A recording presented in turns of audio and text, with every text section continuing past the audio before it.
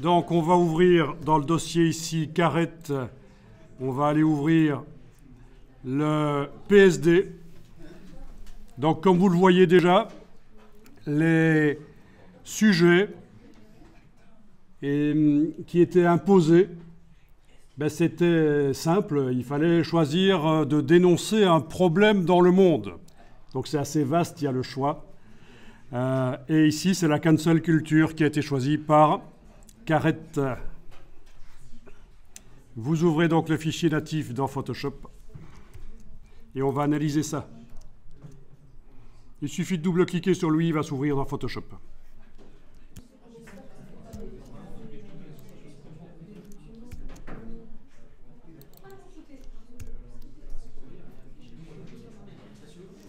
Alors, ce sont des fichiers assez lourds, vous voyez, 290 mégas ici. Il y en a des beaucoup plus lourds que ça, mais c'est parce que c'est précis. Il y a beaucoup de pixels. Donc voilà, c'est ouvert.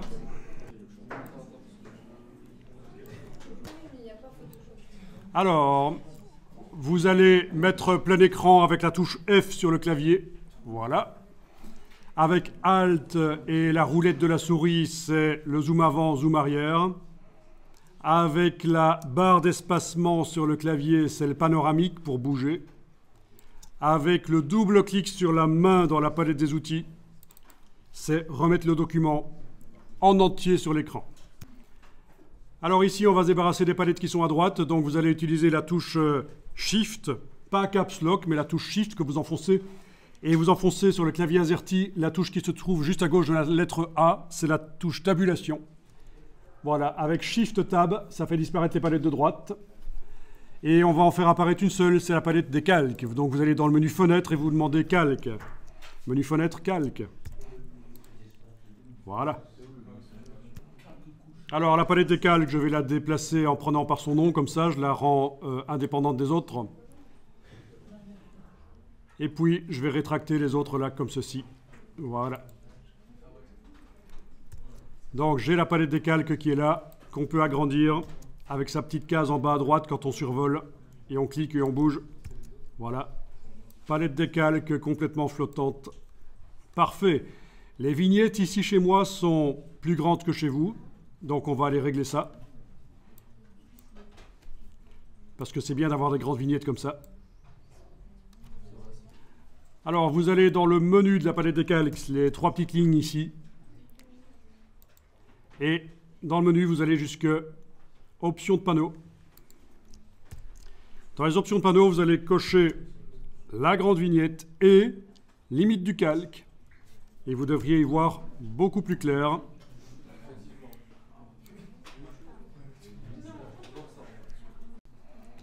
Alors, on va analyser un peu comment ça a été fait. Donc déjà, il y a des effets intéressants au niveau graphique, des effets de tramage, la trame, vous voyez. Donc dans un travail mixte média comme celui-ci, il peut très bien y avoir des choses qui viennent de Adobe Illustrator. Peut-être que ça vient de Adobe Illustrator, je ne sais pas, mais ça ressemble à du vectoriel. Il peut y avoir des papiers sur lesquels il y a eu du marqueur et ça a été photographié. Donc, tout n'est pas fait en infographie dans le logiciel. Alors, voyons un peu la palette des calques. Donc, déjà ici, il y a quelque chose qui n'est pas très présent et qui pourtant est très courant dans les travaux Photoshop, c'est les masques de fusion. En général, dans Photoshop, on utilise beaucoup le masquage avec quelque chose qui s'ajoute à droite de la vignette et qui contient des pixels noirs, blancs, gris. Mais ici, c'est assez typique d'un travail mixte média. On n'a pas vraiment de masque de fusion. Alors, si je comprends comment ça a été fait, il y a eu visiblement toute une partie analogique qui a été scannée, donc des papiers découpés visiblement, ça a été scanné, puisque ça s'appelle scan. Apparemment, il y a des corrections scan ici. Oui, ce sont deux calques de réglage Si on enlève l'œil en face, on devrait voir que ça change. Oui, en effet, c'est juste un peu de contraste. Voilà. Par-dessus ce qui a été fait dans la vraie vie, IRL, et qui a été scanné, les trames, ben ça se voyait clairement, c'est du numérique. Là aussi, on peut gérer le raffichage. OK. Bon, il y a du tramage blanc et du tramage noir, mais tout ça a été ramené sur le même calque. C'est peut-être pas l'idéal, mais je pense que ça doit être une broche qui a été utilisée, une broche trame.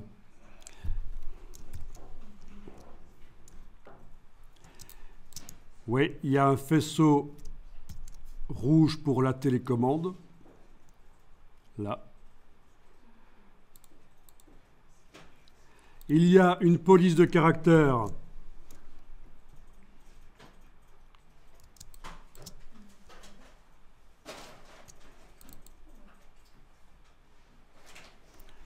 OK. Ah oui, c'est pour tout ce qui est le texte là derrière, en fait. Oui, c'est ça. Tout le texte est là. Il y a plus que ce qui est montré sur le calque. Et la police de caractère, visiblement, est manquante.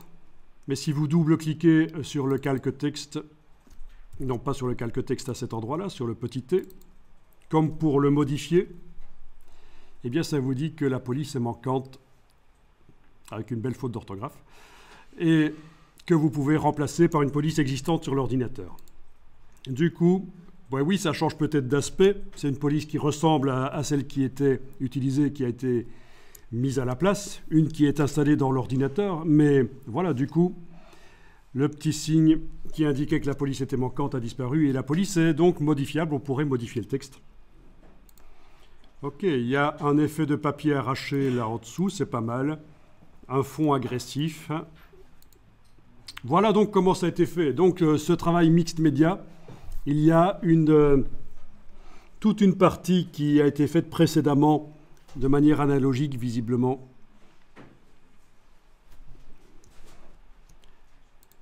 Je vais le fermer. Et on peut aller jeter un petit coup d'œil dans les ressources ici. Scan du collage, voilà, oui. Si sur Mac, vous sélectionnez simplement le fichier et vous enfoncez la barre d'espacement, vous allez rapidement voir ce que ça contient. Voilà, ça c'est le scan du collage. Il y a différentes approches, c'est très libre le mix média. Et cette approche-là était possible.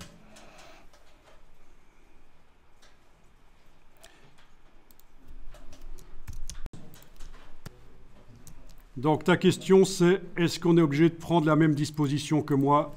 Pas nécessairement, tant que vous ne faites pas de bêtises. Et qu'est-ce que vous pourriez faire comme bêtises? Je vais vous le montrer.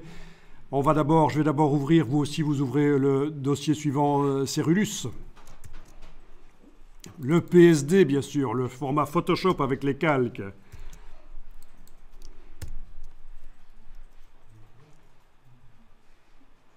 Alors, c'est du lourd. Quand même un fichier de 905 mégas. On est quasiment au giga. Pourquoi? Parce que c'est très précis. Alors là, je vais enfoncer la touche F pour passer plein écran. Barre d'espacement, voilà. Ah tiens, il y a des repères qui sont là autour. Pourquoi pas? En tout cas, quelle bêtise il ne faudrait pas faire au niveau de la palette des calques? Cette bêtise-là. C'est-à-dire d'avoir la palette des calques sur le côté, petite, et quand vous voulez passer d'un calque à l'autre, vous scrollez. C'est ridicule. Pourquoi? Non, c'est pour ça que c'est intéressant d'avoir fait ce qu'on a fait tout à l'heure, la détacher, l'agrandir, pour quand même avoir une vue d'ensemble. Bien. Alors, les repères, oui, on peut les enlever de l'affichage. Si vous allez dans le menu Affichage et vous désactivez Extra, ils s'en vont.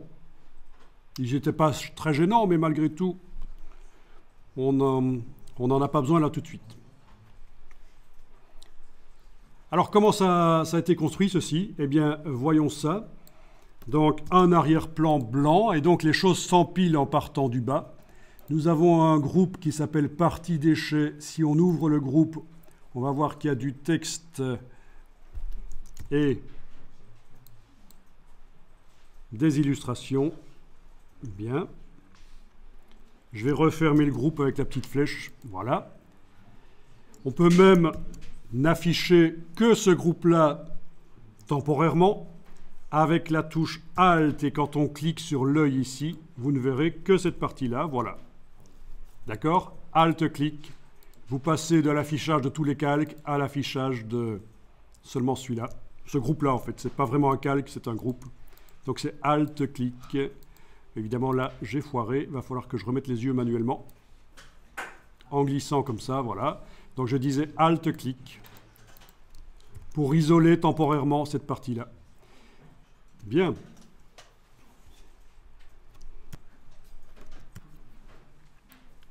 Donc cette partie-là peut être entièrement déplacée. Alors testez ça. Quand vous activez, et il est déjà activé sans doute l'outil de déplacement là au-dessus, est-ce que vous avez ceci qui est coché dans la barre d'options au-dessus? C'est coché chez vous, j'imagine? Bon, ce qui fait que si vous essayez de déplacer la totalité du groupe qui est actuellement activé et fermé, d'accord, il est fermé, eh bien, ça va pas trop bien marcher. Voilà ce qui se passe, vous voyez. J'annule, CTRL-Z. Je vais essayer en commençant par là. Ah tiens, ça ne marche pas non plus, CTRL-Z. Bon, ce qui se passe, en fait, c'est que vous avez cette fonctionnalité de sélection automatique du calque qui est activée. Ça veut dire que quand vous cliquez sur un objet dans le photomontage, dans le travail mix média, c'est lui qui s'active et c'est lui que vous bougez. Et donc, ça peut être très intéressant, cette fonction. Sauf que, dans ce cas-ci, si on veut bouger la totalité du groupe, ça nous ennuie, donc on va désactiver ça. On va refermer le groupe. Il est activé, comme ça, voilà, oui, il est sélectionné, ça se voit. Et donc, c'est la totalité du groupe qui bouge. Voilà. J'annule pour remettre en place, mais vous avez vu l'astuce, hein? On peut bouger des objets à l'intérieur du groupe, bien sûr, mais là, on voulait bouger la totalité du groupe, et c'est ce qui a été fait là. Voyons un peu la suite partie arme. C'est cette partie du dessus. Donc, la personne qui a fait ça, et qui est Cérulus, a bien géré les calques, puisque ce n'est pas la foire intégrale dans la palette des calques, il y a des groupes de calques. Comment est-ce qu'on fait des groupes de calques? Ce n'est pas très difficile, vous allez le découvrir. Bien. Il y a un calque ici qui contient le ruban jaune, visiblement. Il y a un calque au-dessus des tâches, qui sont certainement des brushes Photoshop téléchargés du web. Et au-dessus, on a le texte. Alors, je vais réafficher tous les calques et groupes en glissant là sur la colonne. Voilà. Alors, au niveau mixed media, oui, il y a du mixed media parce qu'il y a l'apport de tâches, même si c'est des tâches virtuelles, des brushes Photoshop. Il y a différentes sources, mais on est quand même limite au niveau de ce qu'on pourrait appeler un travail mix média, parce que ça s'approche assez bien d'un poster aussi, avec cette calligraphie, cette typographie. Mais bon, ça va, ça passe. Ça fait partie des travaux qui ont été retenus. Voilà. On va pouvoir fermer ça sans l'enregistrer. Donc, si on compare au précédent, on remarque que c'est une approche quand même assez différente. On est beaucoup plus dans les objets réels ici, détourés, découpés dans le papier. Alors on va passer au suivant, charlier. Donc dans le dossier charlier, alors oui, vous avez une image JPEG qui s'appelle Inspiration. Je vais juste cliquer sur elle ici et enfoncer la barre d'espacement pour voir ce que c'est. Parce qu'en fait, dans la démarche créative du mixed media, il y avait avant ça, mais vous ne le voyez pas nécessairement on ne l'a pas vu jusqu'à présent, il y a une recherche documentaire sur des mix médias existants. Et parmi les mix médias existants, même qui n'ont aucun rapport avec le sujet traité en fait, hein, c'est juste l'esthétique c'est l'approche graphique qui nous intéresse, bien l'étudiant a choisi que ce genre de travail, c'est ce qui l'intéressait. Donc ce n'est pas l'étudiant ici, Charlier, qui a fait ce travail-là, c'est quelque chose qui est sur le web et c'est un travail préparatoire. Donc c'est la première fois qu'on le voit dans les dossiers que l'inspiration est mise, c'est bien. Alors on va ouvrir bien sûr le PSD, ça se voit déjà quel est le thème, c'est la famine. Désolé de plomber l'ambiance hein, avec les problèmes dans le monde, mais enfin. Bientôt on va pouvoir ajouter aux problèmes dans le monde la tendinite de l'influenceuse, qui est un problème grave. Eh si, ça empêche de porter les montres. Ok. Alors, touche F. Alors, je trouve, à titre personnel, que d'un point de vue esthétique, ceci est assez intéressant. Et pourtant, si je vais voir l'inspiration, on n'avait pas cet effet de gris avec un peu de couleur. Mais c'est pas grave, parce que l'inspiration, c'est pas pour être recopié, c'est juste l'inspiration. Là, je ne sais pas ce que vous en pensez, mais au niveau du design, ça en jette pas mal. Ce gris avec ces parties en couleur, différentes parties en couleur. C'est le genre de choses qui pourrait vraiment être exposées. Alors, je ne sais pas si chez vous, vous avez eu le message, chez moi, je ne l'ai pas eu. Non-concordance des profils incorporés. C'est bien ça, vous l'avez eu. Eh bien, vous choisissez préférer le profil incorporé. Alors, à quel point cette image est précise? Bon, vous connaissiez le raccourci, le double clic sur la main dans la palette des outils qui permet, quand on a zoomé en avant, de remettre l'image le plus grand possible sur l'écran, le double clic sur la main. Voilà. Il y a également le double clic sur la loupe. Vous pouvez essayer ça. Vous double-cliquez sur l'icône de la loupe. Et là, vous faites correspondre chaque pixel de l'image avec chaque point de l'écran. C'est ce qu'on appelle l'échelle 100%. Rien à voir avec la taille que ça aura si on l'imprime, c'est juste que ça fait correspondre les pixels de l'image avec les pixels de l'écran sur lesquels vous êtes en train de regarder ça. Et avec la barre d'espacement, vous allez pouvoir voyager. Ambiance, hein. Ben oui, mais que voulez-vous? La communication, c'est pas toujours pour vendre des rouges à lèvres ou des, je ne sais quoi, des pommeaux de changement de vitesse. Voilà, c'est parfois pour parler de sujets graves.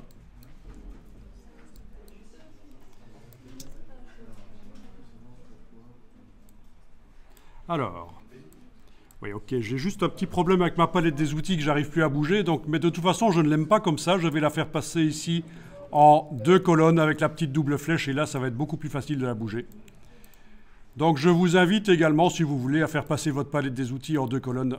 Comme ça, avec sa barre, c'est beaucoup plus facile de la bouger. Et si jamais vous l'avez fermée, et bien sûr, menu fenêtre, outils, vous permettra de le récupérer.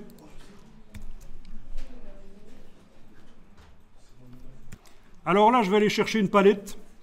Toutes les palettes sont dans le menu fenêtre. Une palette qui s'appelle Navigation.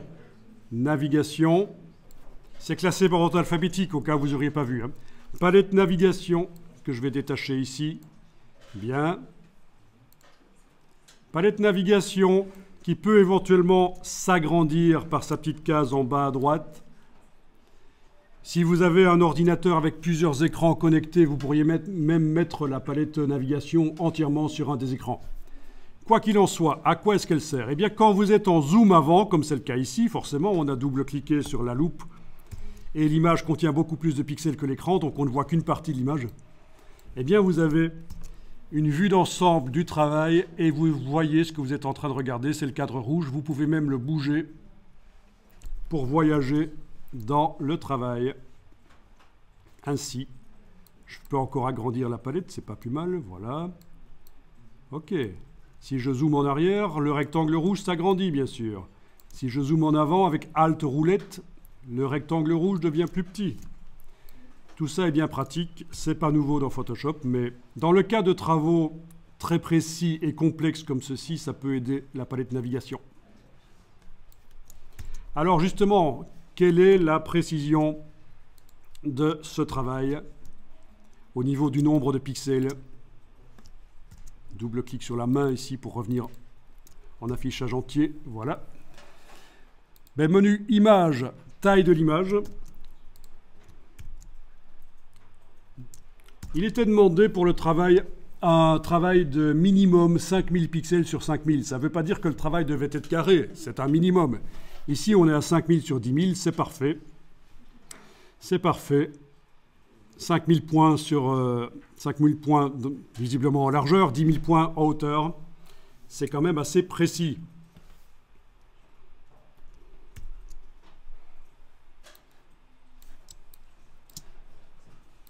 Bon, je clique sur annuler là, et alors je vais aller chercher mon instrument de capitaliste.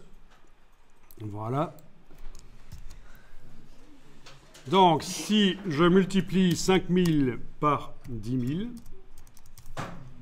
je remarque que cette image contient 50 millions de pixels. Alors, on ne croirait pas, mais c'est ça en fait.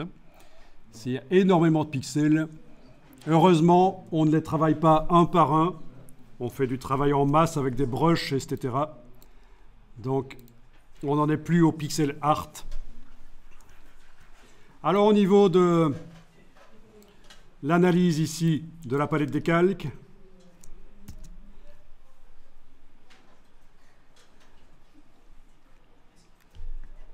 on a, je pense, pour la première fois dans notre analyse ici des travaux, cette petite icône qui apparaît, qui indique qu'il s'agit certainement d'un fichier qui existait sur le disque dur et qui a été importé dans Photoshop. C'est ce qu'on appelle un objet dynamique.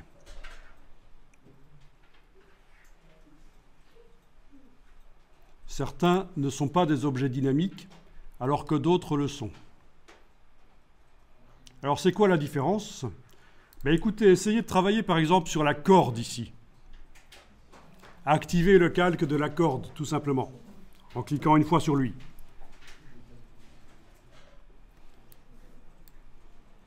Et alors, on va, avec Alt roulette, je vais un peu zoomer sur la corde, voilà.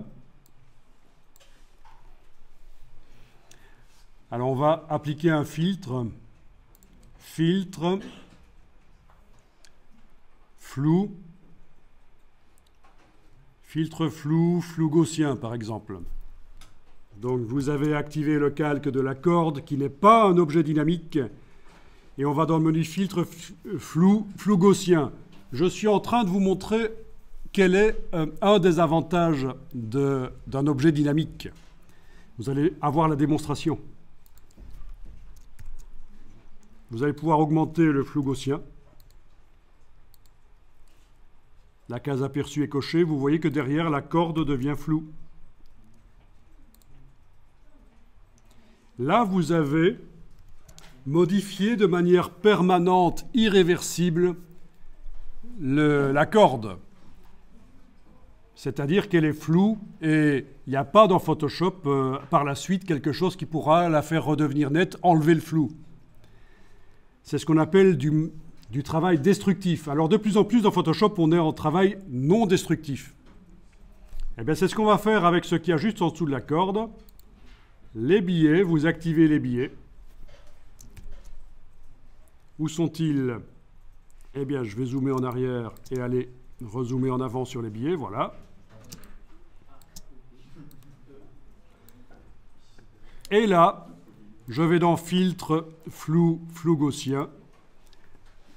Et je mets un flou sur les billets. Voilà, pas trop fort qu'on voit encore que ce sont des billets quand même. OK. Et la différence, c'est ceci. Étant donné qu'on a mis le filtre sur un calque de type objet dynamique, la petite icône ici vous indique que c'est un objet dynamique, eh bien le filtre apparaît dans la palette des calques. Et vous avez la possibilité à tout moment par la suite, même si vous avez fermé l'image, vous la réouvrez, vous avez la possibilité d'aller enlever le filtre. Vous le voyez. Vous avez la possibilité de modifier la force du filtre en double-cliquant sur le mot, le nom du filtre. Voilà.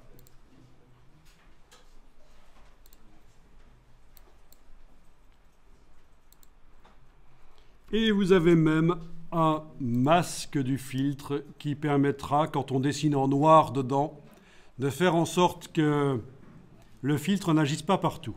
Quoi qu'il en soit, n'allons pas jusque-là pour l'instant, je vais juste enlever l'œil en face de flou gaussien, donc les billets ne subissent pas le filtre.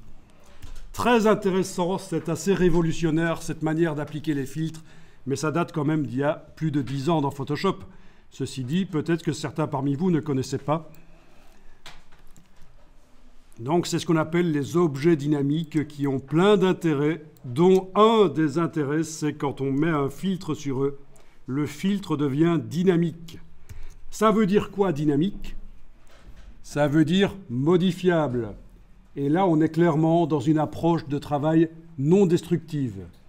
Quand vous faites du travail dans Photoshop, il faut faire du non destructif. Ça veut dire vous mettez un effet, ok, on le voit dans le travail, mais on peut le modifier, voire même le supprimer. Le travail non destructif. Le reste ici, il n'y a pas grand-chose de plus à dire.